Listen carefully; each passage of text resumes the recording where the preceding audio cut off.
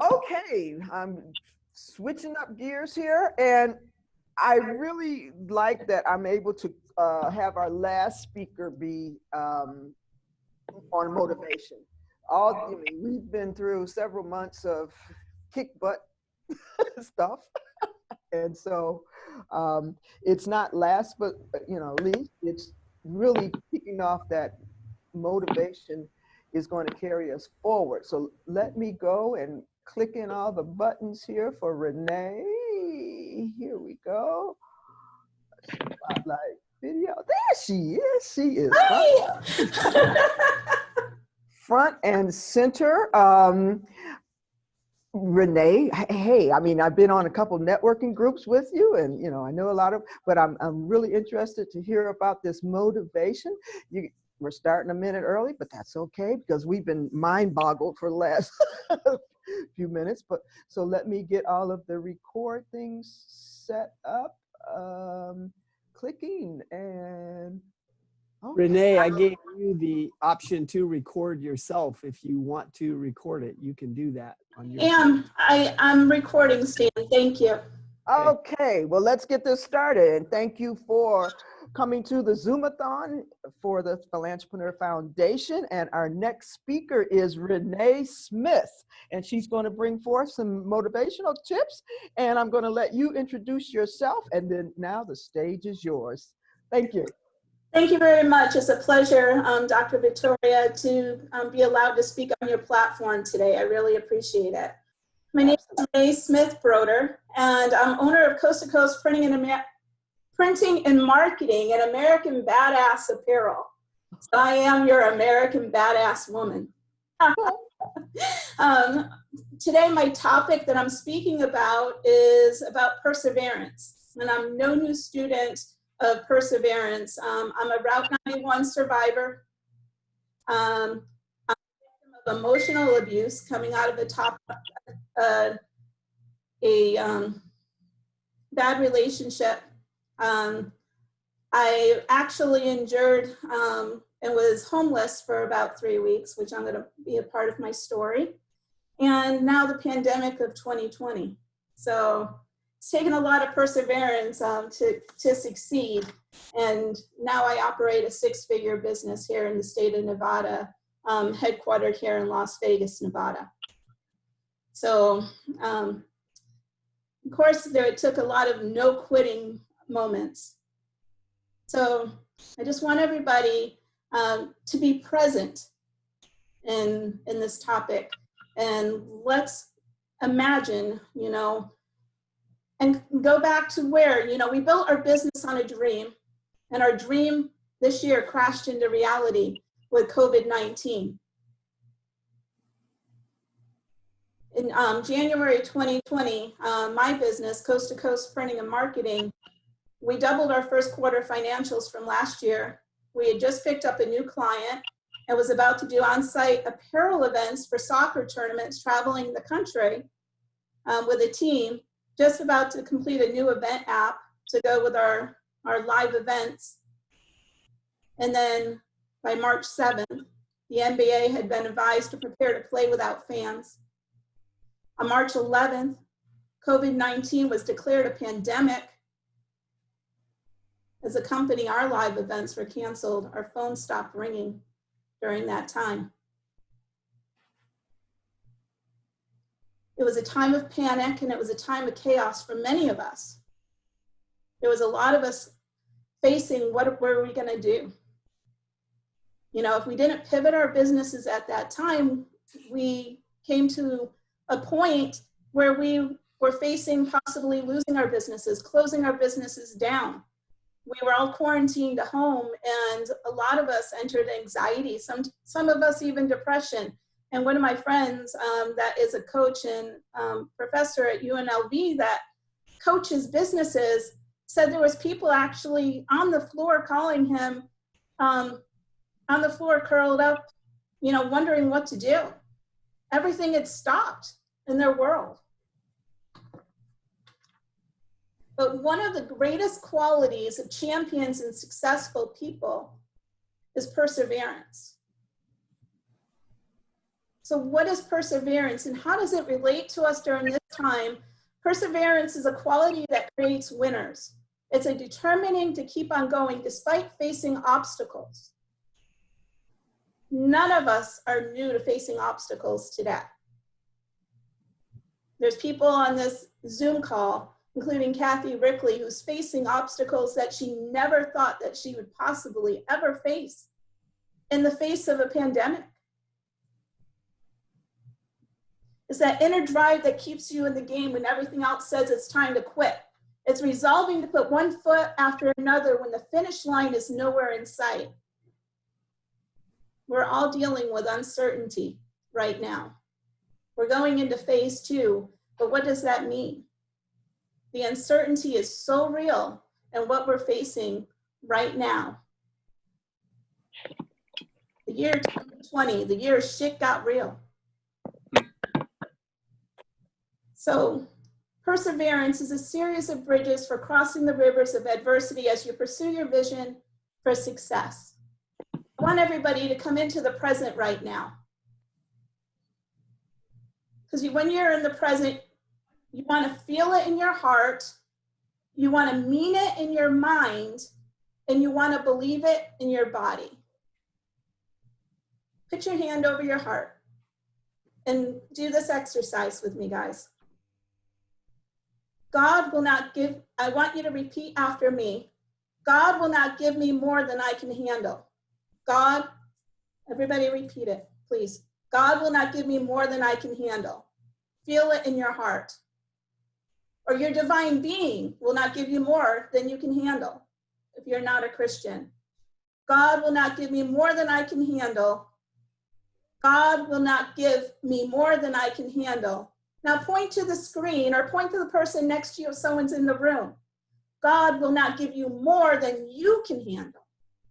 This comes from 1 Corinthians 10:13. And this has been such a brick and foundation my entire life since I was a youth. When I was being bullied as a child, I held on to this steadfastly and I believed in it no matter what I went through in life. I held on to this and I've always have come back to this term whenever things have gotten tough. Because life is not always easy. Life sometimes is just brutal and hard.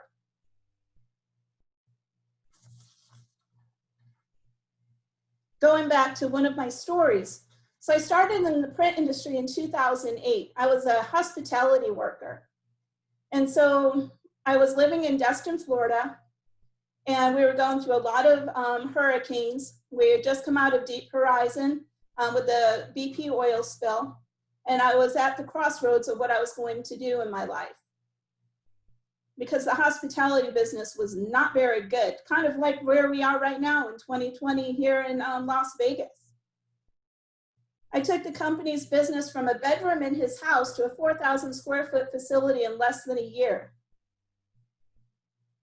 In 2010, it came to a crossroads where I had to decide if I was going to sign non-competes, non-disclosures with this business, or I was going to go out on my own. A lot of deciding factors came in to play with this, including them wanting to take a percentage of my income from magazine sales that I had that I should have had residuals on. So I found myself through moral and making sure I did things right. I actually picked up from living in Destin, Florida, when I decided to go out on my own and move to New Orleans. I took a business partner at this time, that somebody I was working with, and we moved to New Orleans. She was struggling some financial difficulties before we even partnered up, and she was behind on our Lexus payments. And so we took pretty much all of what we had for money and threw it at her payments so she didn't have her vehicle repossessed. We were living with one of her boyfriends at the time. Well, her boyfriend got jealous of me and locked me out of the house. Everything that I had during this time was in this house. I was faced with homelessness for the first time in my life.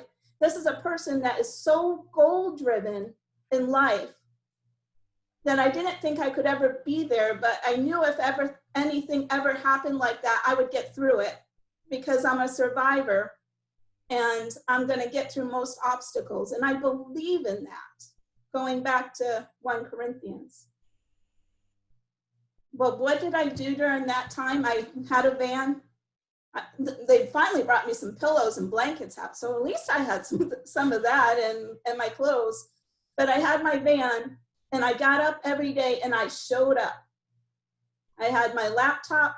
I would go to the gas station. I would get ready, do a big spigot in one of the gas stations, wash my hair, iron my clothes, and show up for the day. And I would go and knock on doors. And I continued to bring business in, and nobody knew my struggles that I was going through. I knocked on doors. Within 3 weeks, I was able to bring myself up and get into a situation where I was a home sitter for a couple in Baton Rouge. And I continued to do this. And I worked myself up to where I was able to get into my own place. My business was thriving by that time because I did not give up. We need to know that our story and our journey is to prepare us for our purpose in life. Our purpose in life is different to all people. If we didn't go through that, would I be able to relate to people that may be going through the same struggles or something even similar? The same time when I went through Route 91, being a veteran advocate, going through Route 91 and being a survivor of that deadly day, I'm able to relate more to the veterans with PTSD that I work with on an everyday basis. But our trials develop godly character, and this enables us to rejoice in our sufferings because we know that the suffering produces perseverance, character, and character, hope, not only in ourselves, but be able to bring hope to others. How do we practice perseverance? For most people, the typical journey to achieving success spans over several years, sometimes even decades. What should one do to keep on going? How do you cope with the frustration? How do you keep on walking in the desert when you're thirsty and there's no more water in sight? You can relate, I'm sure, right now, guys. We're all going through this journey. We're all going through these struggles. But what you need to do is to make your vision board. This should have been done in the first of the year, and we'll get to that. But write out your short-term, your 5-year, and your long-term goals, and don't be afraid to change your goals. I just had this conversation not too long ago with one of my friends. I was getting stressed out. I was becoming frustrated because my goals at the beginning of the year, because of the uncertainty, I couldn't fulfill them. I had to actually rip up my goals, and I had to actually rewrite them to what I can control in the moment. What can we control in the moment? We might be able not to control where our business is going to take the journey financially, but we can control, one, our spiritual walk, whatever that may be. We can control our self-help and educating ourselves. We can control our families. These are things that we can control. Our long-term goals are not a sprint. Our goals are a marathon, and we need to keep that in mind. Remember that day one is not the most important day of your goal, but the day after perfect is. It comes from the book Finish.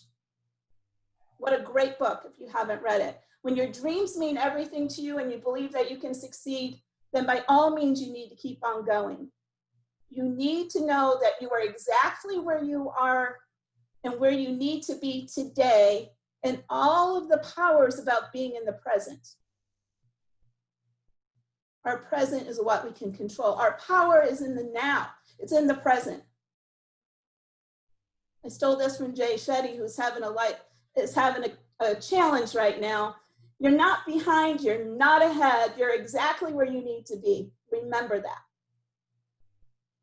Persevering proves our faith. And when I say faith, I'm not just talking about our walk with God, or our higher being, but our faith in ourselves. We need to have faith in ourselves. As a Christian, I'm going to ask you to put your hand over your heart again. And I'm going to ask you to come into the present. And remember, when you're in the present, you want to feel it in your heart. You want to mean it in your mind. And you want to believe it in your body, because this is what's going to bring you through the struggles and the challenges. I can do all things through Christ that strengthens me. I can do all things through Christ that strengthens me. Now point to the person in front of you or next to you. You can do all things through Christ that strengthens you. So in closing today, I want you to take away these points. The more you persevere, the better you become at it. Perseverance is an ongoing process, and small wins here and there are to be cherished. These are important to remember, guys. If you keep persevering long enough, you're going to achieve your true potential. And just remember, you can do anything you set your mind to, but it takes persistence and the courage to face your fears. I'm going to leave you with this today. It's a quote from Ralph Waldo Emerson, and I want you to feel it. Our greatest glory is not in never failing, but in rising up every time we fail. I thank you all for this time to share my message today. And I hope that you'll be able to hear from me more often, because I have a lot of stories and I've struggled and I've been where a lot of people are today. And one of my goals this year was to build a platform, and I'm working with speaker coaches such as Al and to become a keynote speaker, because my vision that just came into my heart was there's a lot of lives that I need to touch through my story. And if I don't get out there and I don't share my story, I'm being selfish. So thank you for allowing me to share. Thank you. You need to put your volume up, guys. I can't hear you. You can unmute. Yep, I was being polite and I muted myself. And yes, absolutely. Thank you. We're going to do some wrap up things. First, I want to stop this recording. I have some things to share with the group.